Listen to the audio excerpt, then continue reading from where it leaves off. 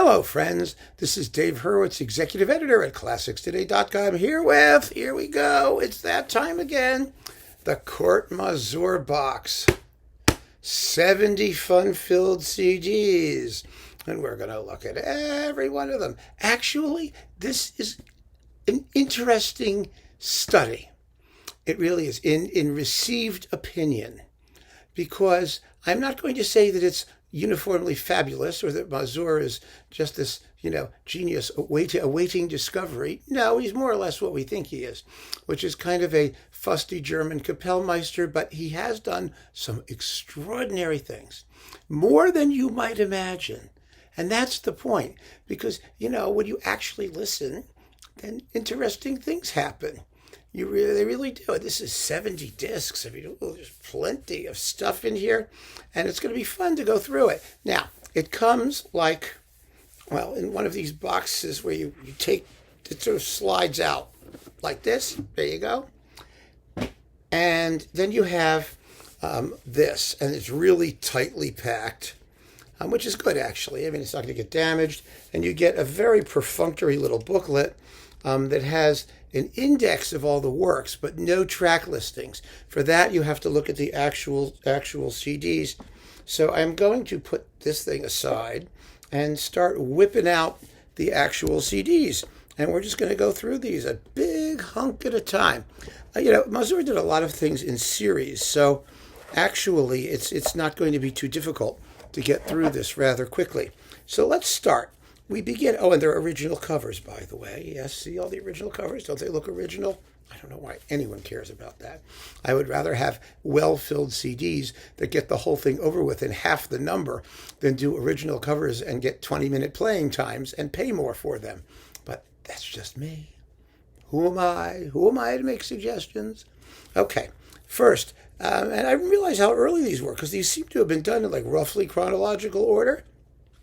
With the Gewandhaus, the Prokofiev 5 piano concertos with Michel Baroff. Now, this has always been a very highly respected cycle, and it deserves to be. The performances are very, very good, and Masur's accompaniments are excellent, and they tell us right away that whatever else his pluses and minuses, he's a very good conductor of Russian music generally. He really was. Back in his communist days, he had that Russian gene. And that was really great. Then we get Liszt works for piano and orchestra, which are also quite good, also with Michel Baroff. This is like the best of Michel Baroff, too. But there's a lot of music in here. Remember, we talked about the Leslie Howard Liszt edition on Hyperion, and he had 4 discs of Liszt works for piano and orchestra. Well, here you only get 2. You get more or less the standard ones. But some interesting things. You get the Grand Fantasy Symphonique on themes by Lelio, by Berlioz, and you get some. You get the piano concertos, and you get the Wanderer Fantasy, the Schubert Wanderer Fantasy, and the Weber Polonaise Brillante, the Hilarity, as it's called. But essentially these are excellent. They really are, and they deserve to be treated with respect. Then we have 5 discs. 5 discs of Liszt orchestral works. This may be the most important and best thing that Masur ever did with the Gewandhaus. It is still the best overall series of Liszt tone poems. And you also get the Dante Symphony and the Faust Symphony, and From the Cradle to the Grave, and the 2 episodes from Lenau's Faust. And they are really, really good performances. What makes them so good, frankly, is that Masur, first of all, takes them rather quickly. He doesn't moon over them. He doesn't try and invest them with a profundity that they don't have. The orchestra sounds absolutely splendid, and it's the Gewandhaus. They were never a power orchestra. They're not a muscle orchestra. It's not like the Grand Torino of orchestras at all. They have a lean and rather graceful sound, which makes Liszt's often somewhat screechy and let's say it frankly, vulgar orchestration come off as far more effective and nicely turned and well judged than it often can. I mean, it should be played that way. It just isn't. So I along with like Arpeggio, that Hungariton series, this is your best bet for Liszt tone poems. And the symphonies are terrific. They really are. And Kurt Masur takes the slow movement of the Faust Symphony at about double tempo. He takes it in cut time, which means that it takes like 15 minutes instead of like 28. And I love it. I love the way Gretchen sounds when she doesn't sound like she's in a coma. It's really much better, the non-comatose Gretchen. So this is great stuff. It really is. And he should be proud of it. I mean, it's an achievement, a major achievement. Then we get Beethoven's Violin Concerto with the Gewandhaus and Yehudi Menuhin, one of 100 million versions by Yehudi Menuhin, and not his best. For that, go with his recording with Furtwängler, which is just terrific.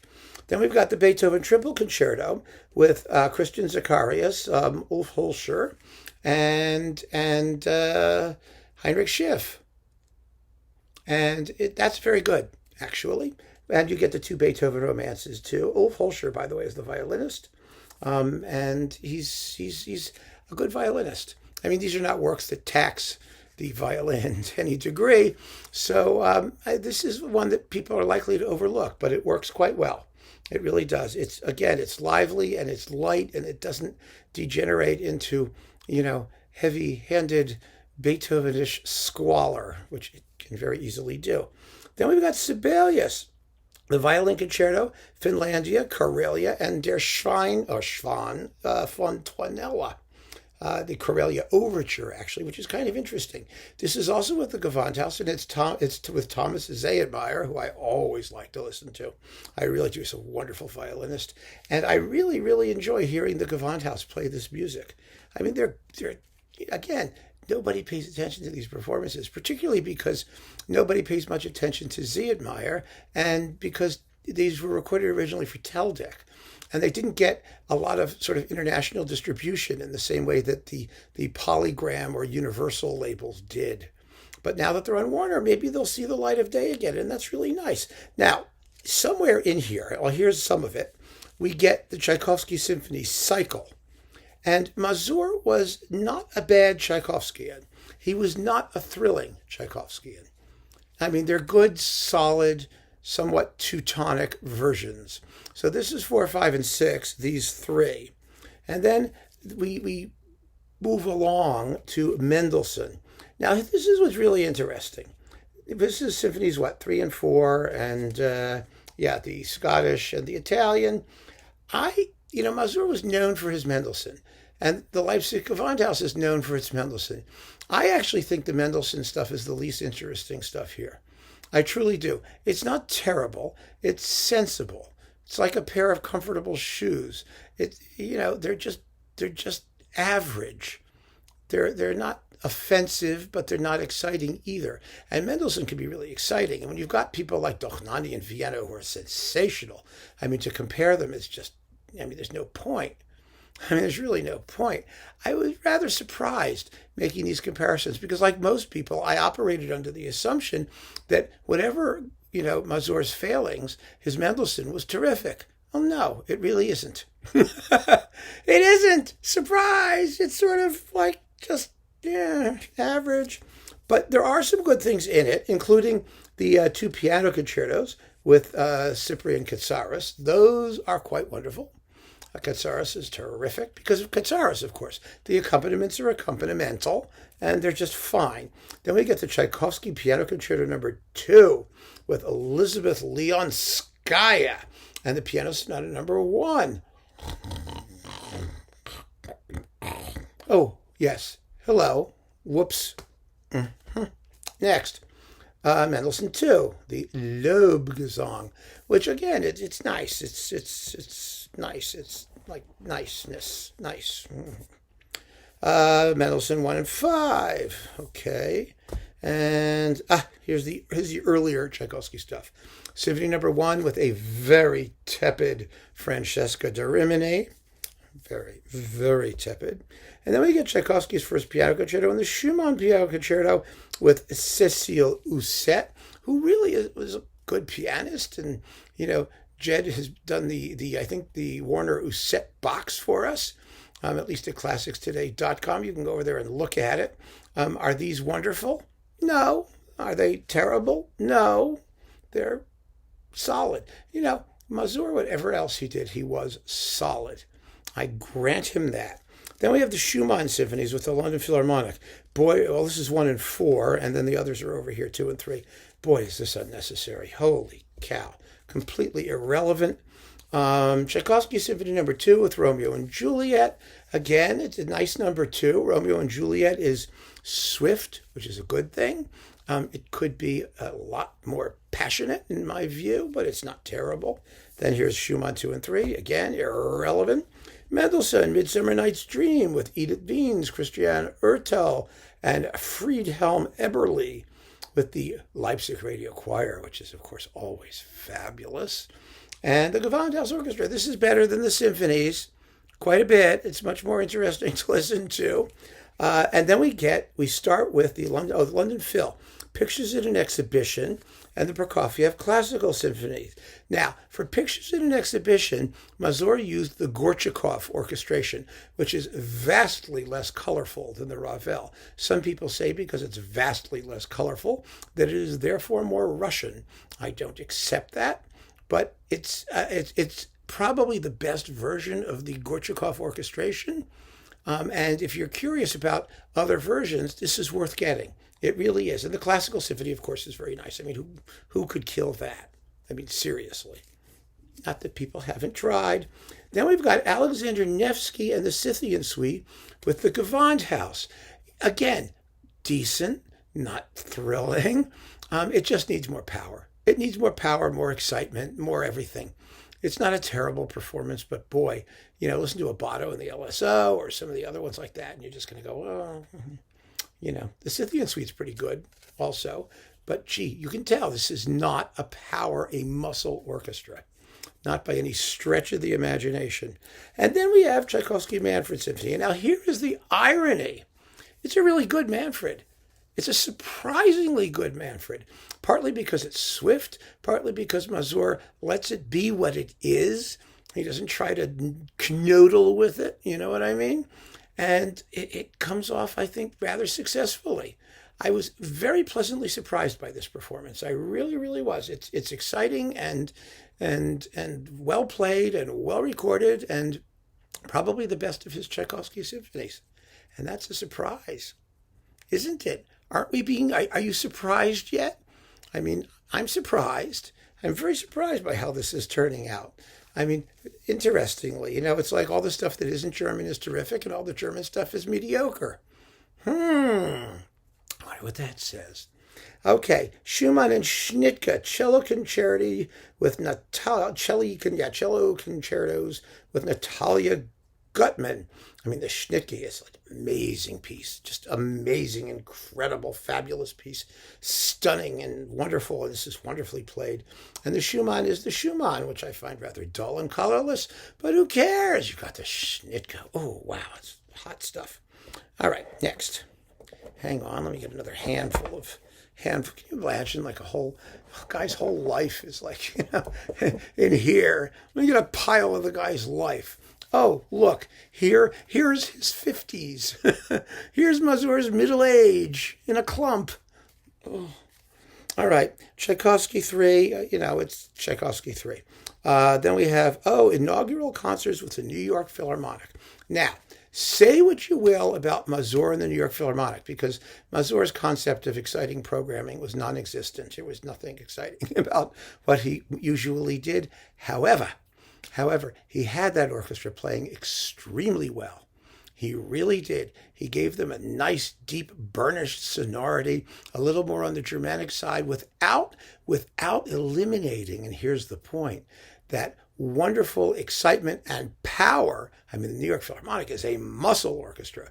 So if you want to do like muscle music, then you're in business. And he inaugurated New York with Bruckner 7. And it's a good Bruckner 7. It doesn't have a cymbal crash. It uses timpani, but no cymbals, which doesn't make much sense.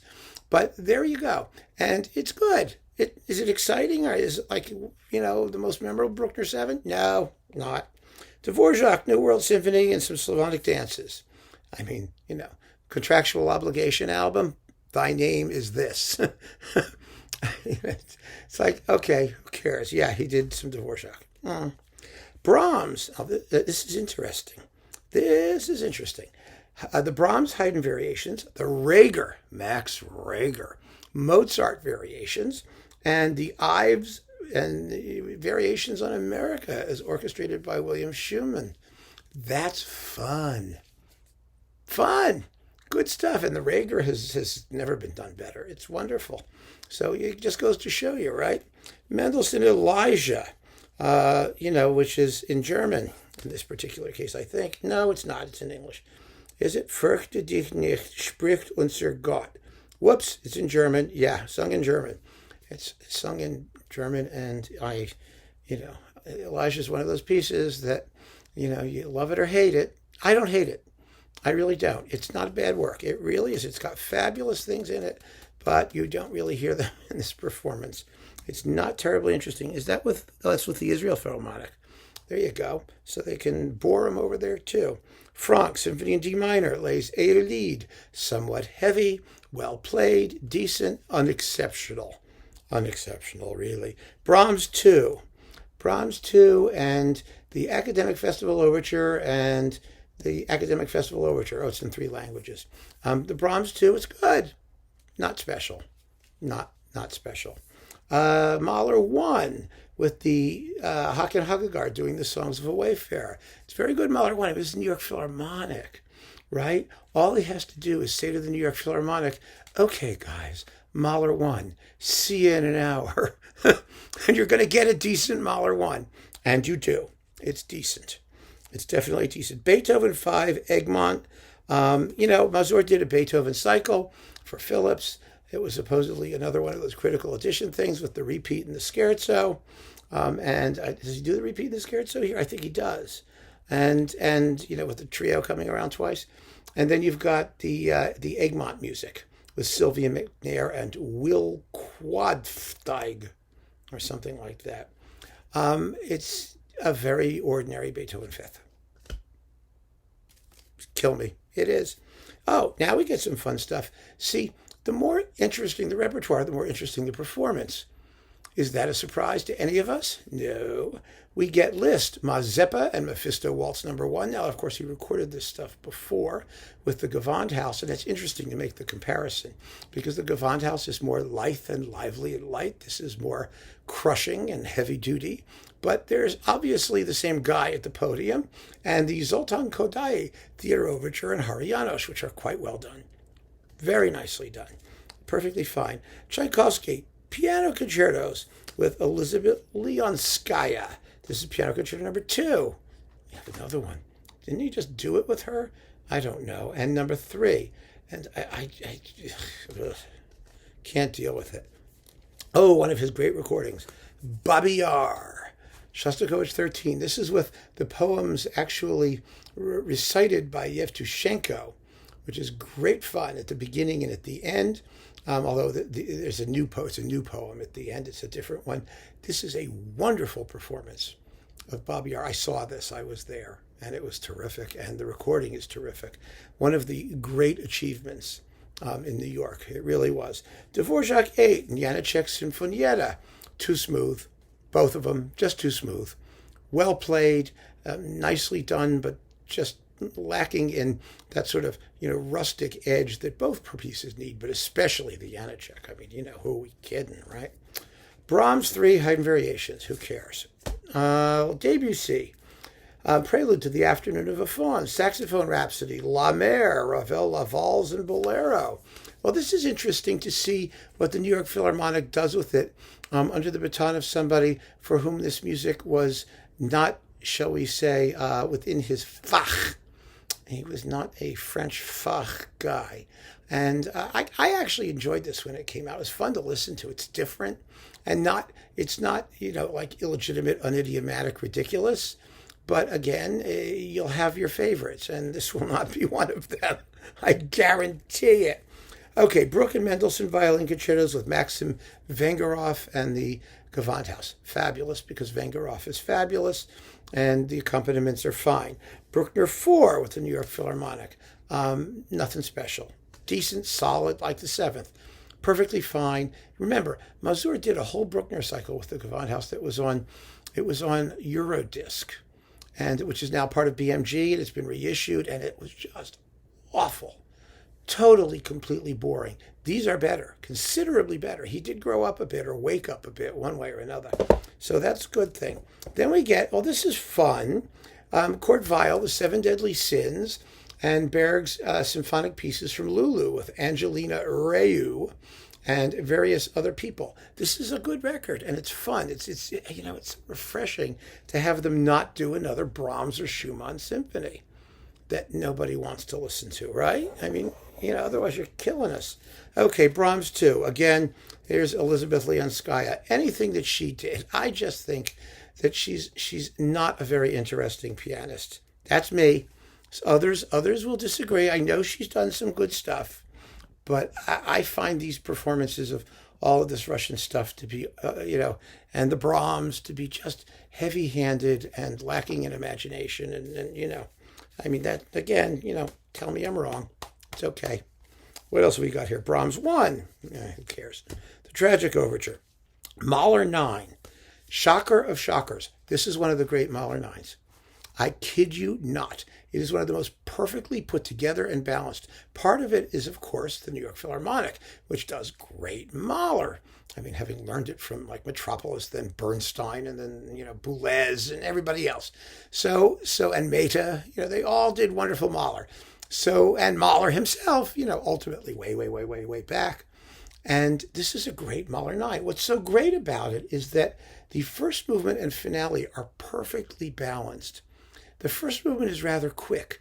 The finale is about 25 minutes, which is slowish, but they are at the same length, 24 something and 25 something, and everything else just flows in the middle. And the playing is fabulous, really fabulous.